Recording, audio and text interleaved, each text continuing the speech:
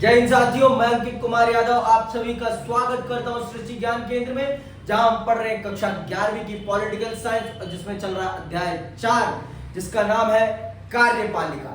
यह अध्याय हमारी शासन व्यवस्था पर आधारित है। यह अध्याय हमारे देश की उन दो कड़ियों के बारे में है जो इस देश को चलाती हैं। ये प्रमुख तौर पर हमारी राजनीतिक कार्यपालिका पर है, पर बिना अस्थाई कार्यपालिका के राजनीतिक कार्यपालिका इस देश को चला नहीं सकती।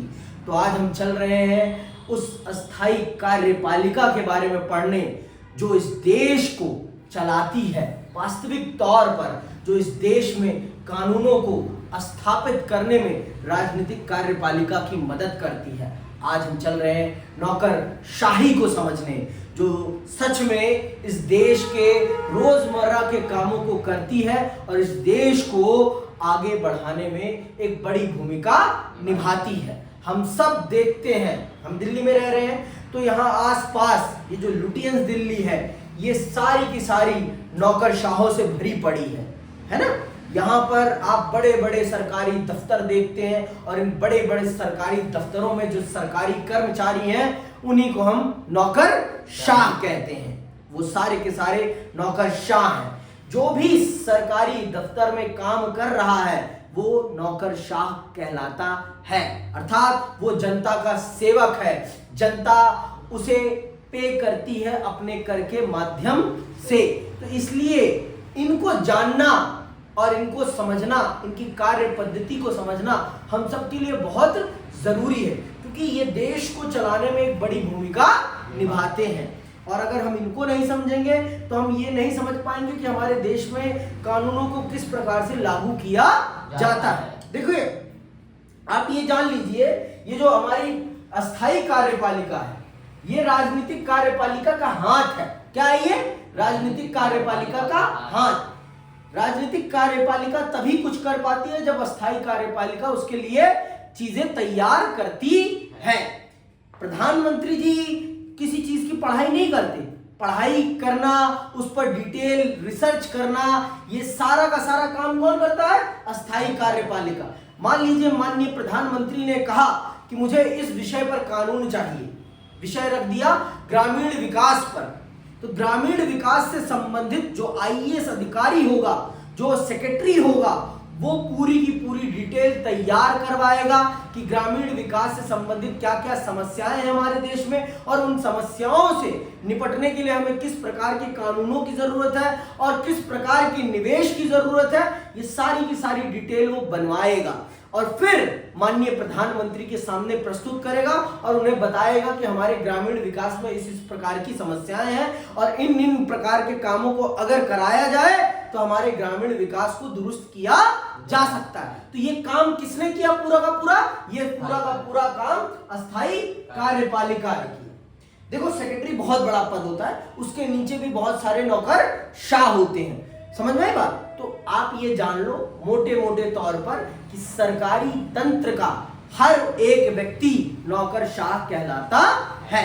कोई बड़ा होता है तो कोई छोटा होता है, पद अलग अलग है, लेकिन सारे के सारे सरकारी कर्मचारी नौकरशाही होते हैं। समझ में आई बात? और हमारे देश में आपने एक पेपर का नाम सुना होगा जिसे हम यूपीएससी कहते हैं, यूनियन पब्लिक सर्विस कमीशन, लोक सेवा आयोग, है ना। ये जो पेपर है इसकी चर्चा बहुत आपने सुनी होगी, और इसमें एक पद है आईएएस, इंडियन एडमिनिस्ट्रेटिव सर्विसेज, भारतीय प्रशासनिक अधिकारी। ठीक है, भारतीय प्रशासनिक अधिकारी। ठीक है, ये पद बहुत ही बड़ा है, सबसे बड़ा सरकारी नौकरशाह का पद है ये, प्रारंभिक सबसे बड़ा। जब एक बच्चा आईएएस का पेपर क्वालिफाई करता है, सिविल सर्विसेज का पेपर क्वालिफाई करता है, तो उसे जो सबसे पहला पद मिलता है, वो अगर उसकी सबसे अच्छी रैंक होती है तो उसे जो पहला पद मिलता है वो आईएएस होता है, और वो एक जिले का जिलाधिकारी बन जाता है। वो उस जिले का सबसे बड़ा सरकारी अधिकारी होता है। सबसे बड़ा सरकारी अधिकारी होता है, उससे बड़ा सरकारी अधिकारी वहां पर कोई और नहीं होता। सरकारी अधिकारी की बात कर रहा हूं मैं, समझ में आई बात। जनता का निर्वाचित वहां पर विधायक भी होता है और जनता का निर्वाचित वहां पर सांसद भी होता है।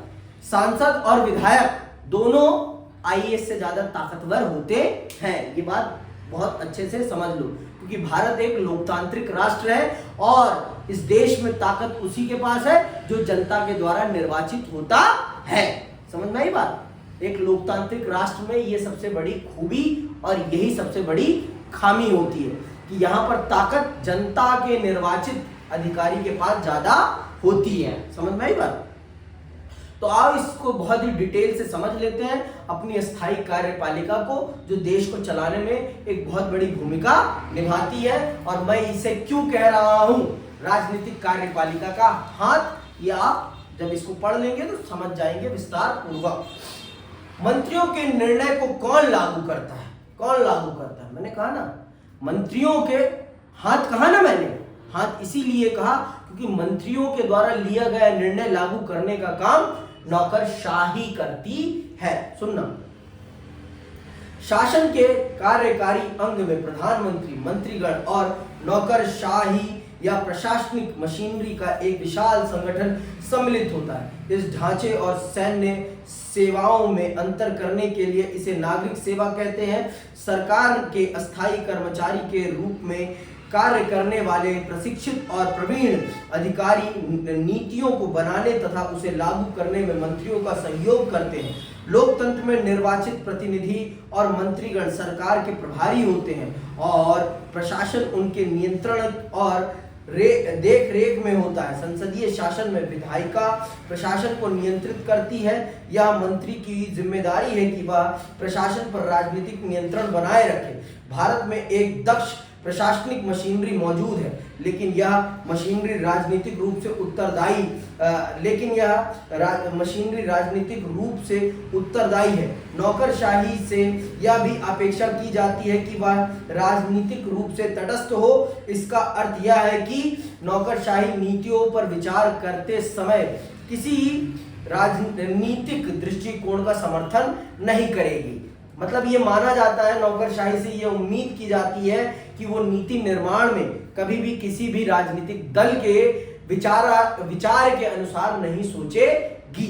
मतलब अपना उसमें दृष्टिकोण नहीं डालेगी। वो तटस्थ होकर जो मंत्री जी, जो नेताजी कह रहे हैं, उसी के हिसाब से काम करेगी। समझ में आई बात। तो नौकरशाही को इसीलिए मैंने ये इस शब्द से सुशोभित किया कि नौकरशाही हमारी राजनीतिक कार्यपालिका की हाथ है, उसके हाथ के तौर पर काम करती है। आप ये बखूबी समझ लीजिए। नौकरशाही अपनी मर्जी से कुछ नहीं करती। नौकरशाही प्रधानमंत्री और उनके मंत्रिमंडल के हिसाब से ही सारा काम करती है और राज्यों में मुख्यमंत्री और उनके मंत्रिमंडल के हिसाब से काम करती है। समझ में आई बात। इनके पास ताकत बहुत है, लेकिन ये ताकत तभी ये प्रयोग कर सकते हैं जब मंत्री साहब कहेंगे। बिना मंत्री साहब के कहे इनकी ताकत का कोई अर्थ नहीं है। समझ में आई बात। और ये मंत्री जी के खिलाफ जाकर कुछ भी कर नहीं सकते। समझ में आई बात। नहीं, मंत्री जी इनका ट्रांसफर करा देंगे। इनको नौकरी से तो नहीं हटा सकते, लेकिन इनका ट्रांसफर जरूर करा देंगे। समझ में आई बात। तो ये आप समझिए कि नौकरशाही पूरी तौर पर हमारे राजनीतिक कार्यपालिका पर निर्भर होती है किसी भी काम को करने के लिए। ये उसकी सहायक यूनिट है। क्या है ये? सहायक यूनिट, जिसे हम हेल्पर कह सकते हैं। क्या है ये? हेल्पर है। किसकी? राजनीतिक कार्यपालिका की। राजनीतिक कार्यपालिका ने ये डिसीजन लिया तो उस डिसीजन को इंप्लीमेंट करने का काम इसका है, अस्थायी कार्यपालिका का है कि वो उन नीतियों को गांव-गांव तक, शहर-शहर तक, जनता के घर-घर तक पहुंचाने का काम करेगी अपने पूरे सरकारी तंत्र के माध्यम से। समझ में आई बात। आगे सुनो। प्रजातंत्र में यह संभव है कि कोई पार्टी चुनाव में हार जाए और नई सरकार पिछली सरकार की नीतियों की जगह नई नीतियां अपनाना चाहे, ऐसी स्थिति में प्रशासनिक मशीनरी की जिम्मेदारी है कि वह नई सरकार को अपनी नीति बनाने और उसे लागू करने में मदद करे। समझ में आया? ये नहीं कि आप पुरानी नीति को ही लागू रखें। आप किसी पार्टी के नहीं हो सकते। जब तक आप सरकारी पद पर हैं तब तक आप किसी पार्टी के नहीं हो सकते हैं। आप किसी पार्टी के विचार से नहीं जुड़ सकते हैं, ये माना जाता है किसी भी सरकारी अधिकारी के लिए जो अपने पद पर है। पद से हटने के बाद आप कुछ भी करें कोई फर्क नहीं पड़ता, लेकिन जब तक आप उस पद पर हैं आप किसी पार्टी के फॉलोअर नहीं बन सकते हैं अपने काम के माध्यम से। भाई विचार में तो हो कोई दिक्कत नहीं, लेकिन आपके काम में किसी पार्टी का पक्ष दिखना नहीं चाहिए। साफ सीधी बात, ठीक है। आगे सुनो। आज भारतीय नौकरशाही का स्वरूप बहुत जटिल हो गया है। इसमें अखिल भारतीय सेवाएं, प्रांतीय सेवाएं, स्थानीय सरकार के कर्मचारी और लोक उपक्रमों के तकनीकी तथा प्रबंधकीय अधिकारी सम्मिलित हैं। हमारे संविधान निर्माता गैर राजनीतिक और व्यावसायिक रूप से दक्ष प्रशासनिक मशीनरी के महत्व को जानते थे। वे सिविल सेवा या नौकरशाही के सदस्यों को बिना किसी भेदभाव के योग्यता के आधार पर चयनित करना चाहते थे।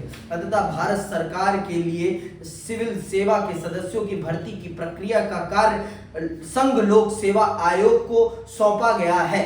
संघ लोक सेवा आयोग भारत सरकार के लिए सरकारी अधिकारियों का चयन संघ लोक सेवा आयोग करता है, जिसे यूनियन पब्लिक सर्विस कमीशन कहा जाता है। ये वो यूनिट है, ये वो संस्था है जो भारत सरकार के लिए सरकारी अधिकारियों का चयन करती है। क्या कहा मैंने? भारत सरकार के लिए, राज्य सरकारों का नहीं।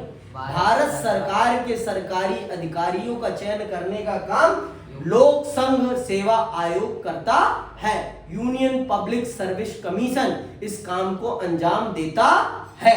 समझ में आई बात? तो इसके पास ये अधिकार है कि वो भारत सरकार के लिए सरकारी अधिकारियों का चयन करे, एक परीक्षा के माध्यम से उनकी दक्षता को देखते हुए।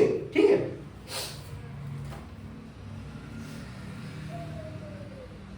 ऐसे ही लोक सेवा आयोग राज्यों में भी बनाए गए हैं। लोक सेवा आयोग के सदस्यों को एक निश्चित कार्यकाल के लिए नियुक्त किया जाता है। उनको सर्वोच्च न्यायालय के न्यायाधीश की जांच के आधार पर ही निलंबित या पदस्थ किया जा सकता है।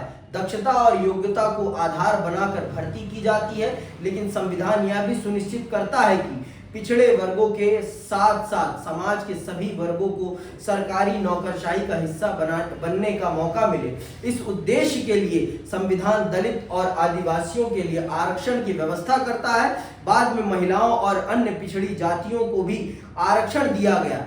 इन प्रावधानों से यह सुनिश्चित होता है कि नौकरशाही में सभी समूहों का प्रतिनिधित्व होगा तथा सामाजिक असमानताएं सिविल सेवा में भर्ती के मार्ग में रोड़ा नहीं बनेगी। समझ में आएगी? तो भारत सरकार ने भारत में जिस जातीय आधार पर भेदभाव हुआ है तो उसी को आधार बनाते हुए भारत की लोक सेवाओं में भी उन पिछड़ी हुई जातियों को या दलित या आदिवासी जातियों को प्रतिनिधित्व देने के लिए आरक्षण का प्रावधान किया है, जिससे कि उनको भी सरकारी तंत्र में अपना प्रतिनिधित्व करने का मौका मिल सके और अपने समाज, अपने सोसाइटी और इस देश के विकास में वो भी अपना योगदान दे सकें। समझ में आई बात? तो उनके लिए आरक्षण का प्रावधान किया गया है। देखो कौन कौन सी सर्विसेज आती है इसके अंदर। लोक संघ सेवा आयोग किन किन परीक्षाओं को लेता है? जैसे भारतीय प्रशासनिक सेवा, जिसे हम आईएएस कहते हैं, भारतीय प्रशासनिक सेवा तथा भारतीय पुलिस सेवा के लिए उम्मीदवारों का चयन संघ लोक सेवा आयोग करता है। यह अधिकारी प्रांतीय स्तर पर शीर्षरत नौकरशाही की रीढ़ होते हैं। आपको शायद पता ही हो कि एक जिले का जिला अधिकारी कलेक्टर उसे जिले में सरकार का सबसे महत्वपूर्ण अधिकारी होता है। मैंने पहले ही बता दिया आपको कि जो कलेक्टर है, जिसे हम जिला अधिकारी कहते हैं, वो सरकारी तंत्र का उस जिले का सबसे बड़ा अधिकारी होता है। उससे बड़ा अधिकारी उस जिले में कोई और नहीं होता है। ठीक है, क्या आप जानते हैं कि जिला अधिकारी सामान्यतः आईएएस स्तर का अधिकारी होता है और वह केंद्र सरकार द्वारा बनाई गई सेवा शर्तों से नियंत्रित होता है। एक आईएएस अथवा आईपीएस अधिकारी किसी एक राज्य के संबद्ध कर दिया जाता है जहां वह राज्य सरकार की रेख देख में काम करता है। लेकिन अंडरलाइन करो लेकिन आईएएस और आईपीएस अधिकारी केंद्र सरकार द्वारा नियुक्त होते हैं और वे केंद्र सरकार की सेवा में वापस जा सकते हैं। सबसे महत्वपूर्ण यह है कि केवल केंद्रीय सरकार ही उनके विरुद्ध अनुशासनात्मक कार्रवाई कर सकती है। ये बात जान लो आप कि केंद्र सरकार के अलावा उनके खिलाफ कोई भी अनुशासनात्मक कार्रवाई नहीं कर सकता।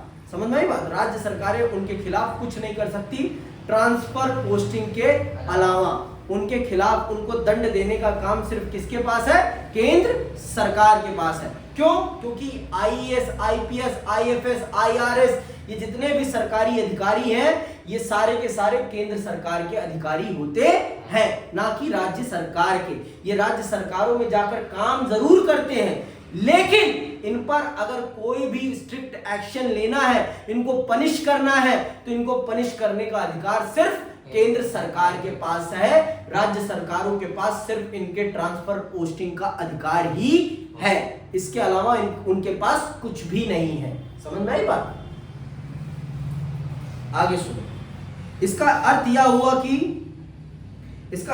हुआ कि राज्यों के प्रमुख प्रशासनिक अधिकारी केंद्र सरकार की रेख देख और नियंत्रण में रहते हैं। संघ लोक सेवा आयोग द्वारा नियुक्त आईएएस और आईपीएस अधिकारियों के अतिरिक्त राज्य के प्रशासन में राज्य लोक सेवा आयोगों द्वारा नियुक्त अधिकारियों का भी योगदान होता है। जैसा कि हम आगे संघवाद वाले अध्याय में पढ़ेंगे, नौकरशाही की यह विशेषता राज्यों के प्रशासन पर केंद्र सरकार के नियंत्रण को मजबूत कर देती है। समझ में आई बात? नौकरशाही वह माध्यम है जिसके द्वारा सरकार की लोक हितकारी नीतियां जनता तक पहुंचती हैं, पर नौकरशाही इतनी शक्तिशाली होती है कि आम आदमी सरकारी अधिकारियों तक पहुंचने से डरता है। यह लोगों का आम अनुभव है कि नौकरशाही सामान्य नागरिकों की मांगों और आशाओं के प्रति संवेदनशील नहीं होती। लेकिन जब लोकतांत्रिक ढंग से चुनी हुई सरकार नौकरशाही को नियंत्रित करती है तब इनमें से कुछ समस्याओं को प्रभावी तरीके से हल किया जा सकता है।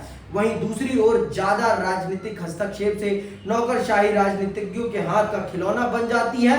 हालांकि संविधान ने भर्ती के लिए एक स्वतंत्र मशीनरी बनाई, लेकिन अनेक लोगों का मानना है कि सरकारी कर्मचारियों को अपने कार्यों के संपादन में राजनीतिक हस्तक्षेप से बचाने की कोई व्यवस्था नहीं है। यह भी महसूस किया जाता है कि जनता के प्रति नौकरशाही का कोई उत्तरदायित्व सुनिश्चित करने के लिए पर्याप्त प्रावधान नहीं है, पर यह आशा की जाती है कि सूचना के अधिकार जैसे कदम नौकरशाही को और अधिक उत्तरदायी और संवेदनशील बना सकेंगे।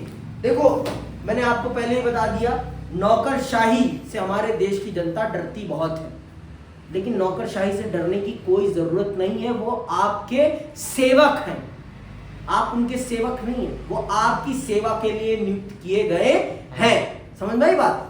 उनको जो वो मोटी तनख्वाह, उनको जो वो सरकारी बंगला और सरकारी गाड़ी मिली हुई है, उसके लिए आप भुगतान करते हैं अपने कर के माध्यम से, पर आप डरते इसलिए हैं क्योंकि आपको पता नहीं है। जिस दिन आपको अपने अधिकारों के बारे में पता हो जाएगा, आप उनसे सवाल कर सकते हैं। ऐसा नहीं है कि वो आपके सवालों को उत्तर नहीं देंगे, उनके ऊपर ये दायित्व है कि वो आपके पूछे गए हर सवाल का उत्तर दे, क्योंकि आप उनको उनकी सेवाओं के लिए भुगतान कर रहे हैं। समझ में आई बात? जो भी वो काम कर रहे हैं उसके लिए हम पैसा दे रहे हैं, कोई वो मुफ्त में नहीं कर रहे, कोई वो एहसान नहीं कर रहे हम पर। समझ में आई बात? अगर उनको नहीं करना वो काम, तो वो परीक्षा, वो पद छोड़े, दूसरे लोग आके ले लेंगे वो पद। जबरदस्ती नहीं है आपके साथ कि आप उस पद पर चिपके बैठे रहें और काम ना करें। आपको काम करने के लिए ही तनख्वाह दी जा रही है, और हमारे देश की जनता इस बात को नहीं जानती, अनअवेयर है इस चीज से, इसीलिए वो इतना डरती है उनसे। अगर इन चीजों से अवेयर हो जाए, जागरूक हो जाए हमारी जनता, तो हमारे देश का कायाकल्प हो सकता है, क्योंकि वास्तविक तौर पर नीतियों को लागू करने का काम यही लोग करते हैं। और अगर ये लोग फील्ड पर नहीं निकलेंगे तो नीतियां कभी लागू नहीं हो पाएगी।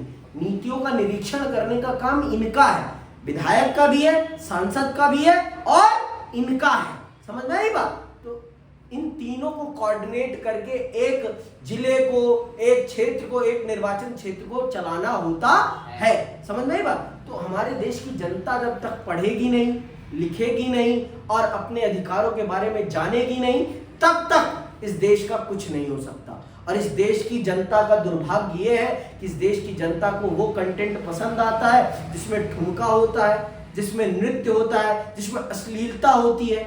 ज्ञान वाला कंटेंट तो कभी पसंद ही नहीं आता। ये बड़े दुर्भाग्य की बात है और इस पे मैं कुछ ना कहूं तो ज्यादा अच्छा है, क्योंकि जनता ऑफेंड हो जाएगी, क्योंकि उसके मनोरंजन में मैं खलल डाल दूंगा। समझ में आई बात? मनोरंजन में खलल ना पड़े, ज्ञान चाहे भाड़ में जाए। ज्ञान से इस देश को प्यार नहीं है, क्योंकि ज्ञान दे रहा है मतलब तू मूर्ख है। समझ में आई बात? हमारे देश में तो यही समझा जाता है, और क्या ही कहें। बस आज के लिए बस इतना ही। इसी के साथ ये अध्याय आपका समाप्त होता है। जय हिंद, जय भारत।